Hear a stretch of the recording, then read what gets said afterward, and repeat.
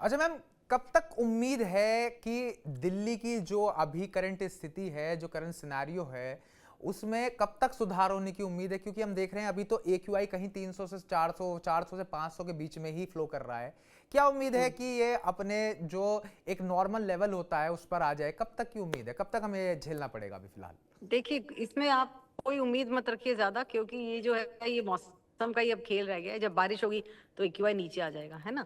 और अगर ये आईआईटी कानपुर के साथ जो प्रोजेक्ट चल रहा है आर्टिफिशियल रेन का, अगर इससे बारिश हो गई, जैसे मैं अभी बाहर ही बैठी हूँ, बादल तो है मगर बारिश नहीं है। तो अच्छा। अगर ये बादलों में नमी रही और बारिश हुई, क्योंकि आर्टिफिशियल रेन भी तभी काम करती है जब ऑलरेडी बादलों में नमी हो। नहीं तो ऐसे ये प्लेन घूम के चला जाएगा, बारिश होगी नहीं, it's like a useless attempt. तो अभी बादलों में जब नमी है तो बारिश हो सकती है, और बारिश जब होगी तो पर्यावरण अपने आप साफ हो जाएगा। करेक्ट, एक तो ये बात होगी। दूसरी बात है, अगर हम सोचे कि अपने आप हो जाएगा, तो अपने आप तो भाई तभी होगा जब हवा चलेगी। तो फिर इसका मतलब ये हुआ, हम तो प्रकृति के आगे ही हाथ जोड़ के खड़े हैं कि भाई जब बिल्कुल। बारिश हो, जब तेज हवा हो, तभी प्रदूषण साफ हो, क्योंकि अपने बस में तो है नहीं है जी। कुछ। अच्छा मैम, इलेक्ट्रॉनिक व्हीकल्स आ गए हैं, सोलर एनर्जी का इस्तेमाल होना शुरू जी हो गया है बहुत ही पैन लेवल पर। तो क्या ये जो पहल की जा रही है सच में बड़ा बदलाव ला सकती हैं? हाँ, और कितना इलेक्ट्रिक समय व्हीकल। कितना समय लग जाएगा लमसम, अगर ये बदलाव शुरू हुआ इनकी वजह से, तो कितना समय हमें लगेगा अभी? देखिए, अभी तो शुरू हुआ है, इलेक्ट्रिक व्हीकल शुरू हुई है। आप अपने आसपास मोहल्ले में भी देखेंगे, एक दो लोगों के पास इलेक्ट्रिक व्हीकल है। हमारे भी कॉलोनी में दो लोगों के पास ईवी आ गई है। तो मतलब अगर 20 में से दो हैं तो मतलब अभी प्रोपोर्शन कम है, मगर ये बढ़ेगा, क्योंकि गवर्नमेंट इसको बहुत प्रोत्साहन दे रही है और उनकी गाड़ियां बहुत अच्छी हैं, दूसरी गाड़ियों से सस्ती भी हैं, और उनका माइलेज भी बहुत अच्छा है। बहुत लोगों को ये पता नहीं जी। है कि ईवी का माइलेज नॉर्मल गाड़ी से भी अच्छा चल रहा है, और जी। उसमें खर्चा भी कम है क्योंकि वो चार्ज हो जाती है। तो ये तो बहुत अच्छा एक फील्ड है ऑटोमोबाइल का, और ये बढ़ेगा, और आने वाले सालों में जो है हाइब्रिड गाड़ियां और ईवी गाड़ियां आमतौर पे देखी जाएंगी। अच्छा मैम, जो लोग बाहर अच्छा मैम, जो लोग बाहर निकलते हैं सुबह व्यायाम के लिए, शाम को मॉर्निंग वॉक्स पे जाते हैं, इवनिंग वॉक्स पर जाते हैं, उन लोगों के लिए अगर आपके पास कोई सलाह हो, अगर आप उन लोगों को कोई मैसेज देना चाहें, क्योंकि जिस तरीके का प्रदूषण है पूरे दिल्ली एनसीआर में, तो क्या ये बाहर जो हम कसरत करने निकल रहे हैं मॉर्निंग वॉक्स के लिए, इवनिंग वॉक्स के लिए, क्या ये फायदा दे रही है या नुकसान दे रही है हमारे शरीर को?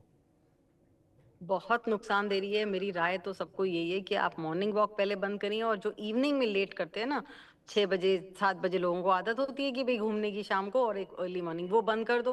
कुछ दिनों के लिए तो बंद करो, क्योंकि प्रदूषण बहुत ज्यादा है। जब आ जाएगा 50-100 के बीच में, तब आप जरूर करें। बच्चे भी इस समय अर्ली मॉर्निंग और वो जो इवनिंग को जो खेलते हैं ना, जब पूरा प्रदूषण एक जमा सा होता है, तब ना भेजें माँ बाप उनको, क्योंकि उनकी लंग्स को और हेल्थ को बहुत असर करेगा। स्किन एलर्जीज भी हो सकती हैं। सो सेकेंडली, और आई इरिटेशन, हेडेक, डिजीनेस, ये सब तो नॉर्मल हो जाता है एयर पोल्यूशन से। So I think the right time to exercise वो दोपहर का टाइम होगा, 12 से 2-3 के बजे में, जब थोड़ी सी धूप हो और प्रदूषण हल्का सा कम हो, तब मुझे लगता है कोई पार्क में जाना चाहे तो जाए। बड़े लोग जो हैं बिल्कुल शाम को ना निकलें, और अर्ली मॉर्निंग बिल्कुल 5 बजे 6 बजे वॉक ना करें। मैम, ये बहुत मेजर बात आपने बताई, क्योंकि हम देखते हैं अमूमन तौर पर इंसान जो सोचता है कि सुबह जाता हूं मैं मॉर्निंग वॉक पे, वो बेस्ट रहेगा, या हम्म। शाम को मैं जाता हूं बेस्ट रहेगा।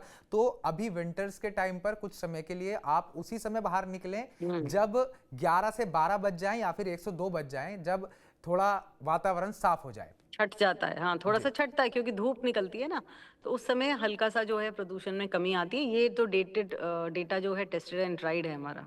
अच्छा मैम, जी। अगर आप सरकार को अपनी तरफ से 3 सुझाव देना चाहें कि वो इस समस्या के समाधान के लिए और क्या बेटर कर सकते हैं, तो वो आपकी तरफ से क्या रहेगा? देखिए, मैं तो गवर्नमेंट और अथॉरिटीज के पूरे टाइम साथ ही रहती हूँ। जी। मतलब इन द सेंस कि मेरा पूरा सपोर्ट, जो भी अच्छा पॉलिसी आती है, अच्छा काम आता है, मेरा फुल सपोर्ट रहता है। अभी भी आर्टिफिशियल रेन का जो प्रोजेक्ट चल रहा है, मैंने बहुत सपोर्ट करा है अपने सारे सोशल मीडिया पे, क्योंकि मुझे लगता है कि ये बहुत अच्छा अटेम्प्ट है कि लोगों को राहत मिलेगी। और दिल्ली वासी, एनसीआर वालों को अगर बारिश हो जाती है तो हमारी हेल्थ पे बहुत ज्यादा हमें फायदा रहेगा, क्योंकि अगर बारिश नहीं हुई और ये चलता रहा प्रदूषण, तो आज 366 है, कल हो सकता है परसों 500 तक पहुंचा है, तो कोई इसकी लिमिट नहीं है। तो सुझाव यही है कि आप जो काम, इतने बड़े बड़े प्रोजेक्ट्स आप कर रहे हैं, पूरी टेक्नोलॉजी के साथ आप उसको ला रहे हैं चेंज को, तो बहुत ही सराहनीय है, बहुत वेलकम है। दूसरा, मैं समझूंगी कि ऐसी अवेयरनेस कैंपेन शुरू करे जाएं, जैसे स्वच्छ भारत था, उस तरह से एयर पोल्यूशन को लेके भी लोगों में इतनी अवेयरनेस जनरेट करी जाए, ताकि जो है लोगों को लगे कि ये हमारी भी प्रॉब्लम है, हमें भी इसमें जुड़ के साथ देना है। ये बिल्कुल। जो है गवर्नमेंट अपने लिए नहीं कर रही है, हमारे लिए कर रही है। ये नागरिकों की भलाई इसी में है, अपने परिवार की भलाई इसी में है।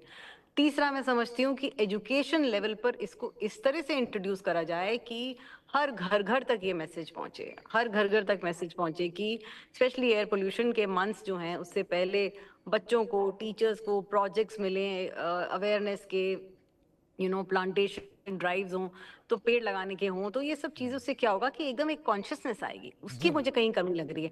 और इसमें साथ में मैं सोचती हूँ आप लोगों का बहुत हाथ है, मीडिया का भी बहुत बड़ा हाथ है कि बिल्कुल। मीडिया जो है जो भी प्रोजेक्ट आगे आता है उसे बढ़कर सपोर्ट करे, नहीं तो मैम, अब ये TV9 की सफल तो हो हमेशा पाएगा। कोशिश रहती है कि जिस तरीके से भी समाज के लिए, कल्याण के लिए हम कर सके, हम अपनी पूरी सहायता देते हैं, अपना पूरा जी उसमें योगदान देते हैं। अच्छा मैम, आपको मैं ज़्यादा वक्त नहीं लूंगा, मुझे पता है आप काफ़ी बिजी हैं। एक आखिरी सवाल मैं आपसे पूछूंगा जी मैम, भारत जैसे देश में जहां पॉपुलेशन, जनसंख्या लगभग 150 करोड़ हो चुकी है, तो अब वो किसी भी तरीके का प्रदूषण हो, वायु प्रदूषण हो, जल प्रदूषण हो, ध्वनि प्रदूषण हो, उसमें पॉपुलेशन कंट्रोल का कितना मतलब इफेक्ट रहेगा? अगर हम अपनी पॉपुलेशन पर कंट्रोल करते हैं तो हमारा प्रदूषण कैसे कंट्रोल हो पाएगा?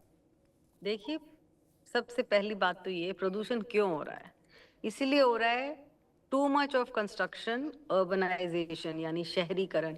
हमने सब गांवों के पेड़ काट दिए, सड़कें हमने सब हरियाली छांट पांट के हमने वहां पर बिल्डिंगें बना दी, फैक्ट्रियां बना दी। तो जो पेड़ हरियाली थी वो सब खत्म होती जा रही है। तो पहली बात तो मैं समझती हूँ कि उसे वापस लाना होगा, हमें हरियाली को वापस लाना है, हमें पेड़ों को और लगाना है।